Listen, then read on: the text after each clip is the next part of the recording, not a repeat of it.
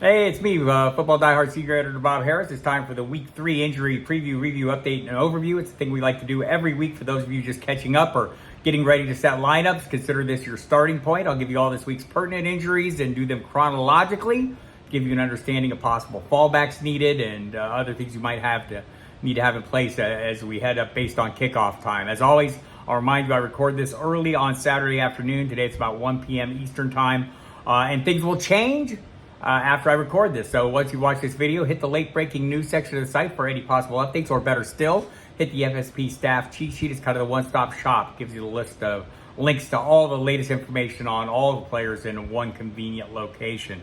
So with that out of the way, let's get into it. The Sunday early games is what we'll start. The early afternoon window. The Falcons are at the Lions. David Montgomery listed as doubtful, almost certainly not going to play. More room for Jahmyr Gibbs. Craig Reynolds will get in the mix as well. Behind him, they elevated Bam Knight from the practice squad, but this looks like Jahmyr Gibbs' chance to shine. We'll see if he does. Amon-Ra St. Brown and Josh Reynolds both listed as questionable. Both expect to play. They practiced fully on Friday, and Amon-Ra St. Brown has said as much that he'll play. Cordell Patterson for the Falcons listed as questionable. He was a scratch last week, not even on the injury report. Not sure what kind of role they have in store for him, even if he plays. The Bills are at the Commanders. Curtis Samuel was on the injury report. They took him off on Saturday. He was listed as questionable. They said at the time he was probably closer to probable. Turns out he's not anything. He had an illness this week, so he'll be good to go. Logan Thomas is not, however. He has been ruled out with a concussion, a horrible helmet-to-helmet hit last week from Kareem Jackson. Second week in a row, that guy's done that. The other side of the ball, Bills are all good to go. Chargers are at the Vikings. Austin Eckler has been ruled out again, people. Brandon Staley said this week, he hinted that it might be multiple weeks to come. So it's something we're going to have to watch. Joshua Kelly in a good spot going against the Minnesota Vikings. Much better matchup than last week he had against the Titans. On the other side of the ball, Cam Akers was traded to the Vikings. Kevin O'Connell, the head coach there, said he's unlikely to be active this week. He didn't pass his physical and get into town until Thursday or so. So Alexander Madison, here's you get another chance, young man.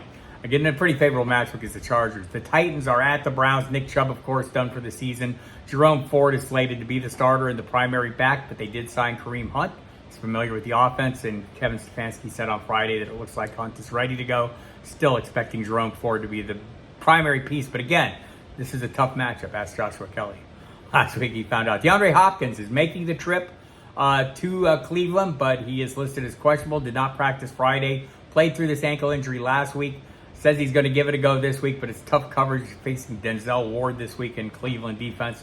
Might be tough sledding for him, so that's one to watch. Texans at the Jaguars. Zay Jones has been ruled out with a knee injury. So a little clearer path to workloads, maybe for guys like Christian Kirk and Evan Ingram, and a reasonable matchup for them. Calvin Ridley, of course, will lead the way. They need Trevor Lawrence to meet his full potential, right? Don't we all? On the other side of the ball, C.J. Stroud has had a shoulder issue. He came off the injury report late in the week. It sounds like they're just managing his throwing due to the shoulder soreness. So whatever amount he's limited in the week, it's more a management issue than an injury issue, I guess, is what they're saying. He's thrown the ball like 90 times, so they're just trying to dial back a little bit. Also, Tank Dell was a little limited early in the week. He came off the injury report as well. The Broncos are at the Dolphins. Jalen Waddle in the concussion protocol. He did get on the practice field Friday, so he has a chance to be cleared. He's not cleared yet. You'll need to watch that probably right up through kickoff. Salvin Ahmed listed as doubtful. Almost certainly will not play. Maybe a little room for Devin A-Chain to work behind Raheem Mostert, who's in a really good spot this week. On the other side of the ball, the Broncos are all good to go. The Colts at the Ravens.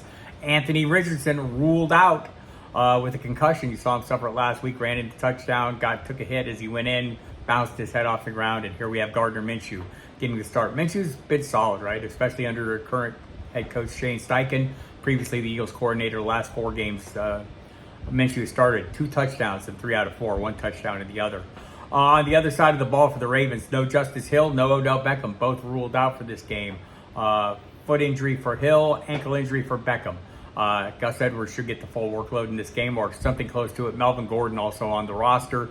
They've signed Kenyon Drake to the practice squad. Could elevate him. Watch for that in the late breaking updates Saturday, early Sunday. We'll see what happens. They have to elevate him by Saturday afternoon if they're going to elevate him. But then he'd have to be a game day active. And maybe a little more room for Rashad Bateman working opposite Zay Flowers. It's supposed to be bad weather on the East Coast, so watch that as well. Patriots to the Jets, Greg Zuerlein listed as questionable. He didn't make it on the field last week. Austin Seaver standing by if he doesn't. The news here, Breece Hall's all the way off the injury report. A little bit limited early in the week in practice, full practice Friday. We'll see. He only had 4 carries last week, but we know what he can do if he gets the opportunities. We'll see if the game script allows for that. This one. The Saints are at the Packers. Aaron Jones, Christian Watson, both listed as questionable with their ongoing hamstring injuries. Seems like there's a little more optimism for Jones this week, but we'll see. I don't want to get too far in front of this one. Christian Watson sounds like they have a plan. He was on the field, then off the field, so a little dice here for me on that. On the other side of the ball, Jamal Williams ruled out with a hamstring injury.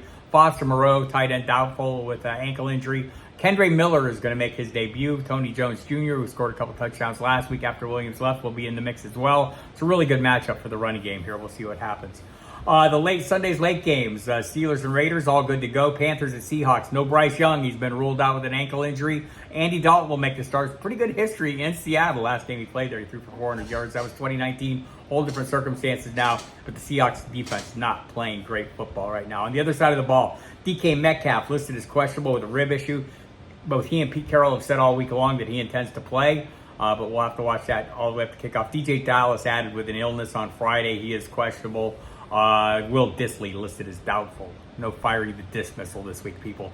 Bears at Chiefs. Late afternoon kickoff. Isaiah Pacheco, questionable. Kadarius Toney, questionable. Richie James has been ruled out. Pacheco sounded like he was trending in the right direction. Toney seems a little less likely, but both you're going to have to watch. Cowboys at Cardinals. Injury reports are clean for both. Trayvon Diggs, the star cornerback for Dallas, suffered a torn ACL in practice this week, so his season is over. That defense takes a big hit, but still a very good defense. They've got a lot of depth at position. Monday night is where it gets dicey. The Rams are at the Bengals. Joe Burrow listed as questionable. Boy, this one's tricky. I would try to avoid if I could. Puka Nacua, we don't have the injury report. He's been a little limited by an oblique in practice. Don't think it will slow him at game time. Had the same issue last week. Played through it. Playing remarkably well, right? The other Monday night game, Eagles and Buccaneers. Devontae Smith has hamstring and thigh issues. He is likely to be. He's been limited this week. We'll see the injury designations. Watch those on the website. Wouldn't be surprised if he's questionable. Boston Scott working his way through the concussion protocol. Has yet to practice as of Saturday afternoon. Kenneth Gainwell started the week on the injury report. He came off on Friday, got into full workout. So DeAndre Swift, Kenneth Gainwell, healthy both. It seems like DeAndre Swift should get the nod as the hot hand after a huge game against the Vikings. But it's going to be a mix, people. This is going to be a week-to-week situation. Right now, Swift is the default, but that could change at any time. On the other side of the ball, Chase Edmonds has been ruled out for the rest of the season with a knee injury. He was placed on IR. So there you have it. That's week 3. I hope you all have a great week. Much success. I will see you here next week for at the same time with the same kind of info for week 4. Good luck.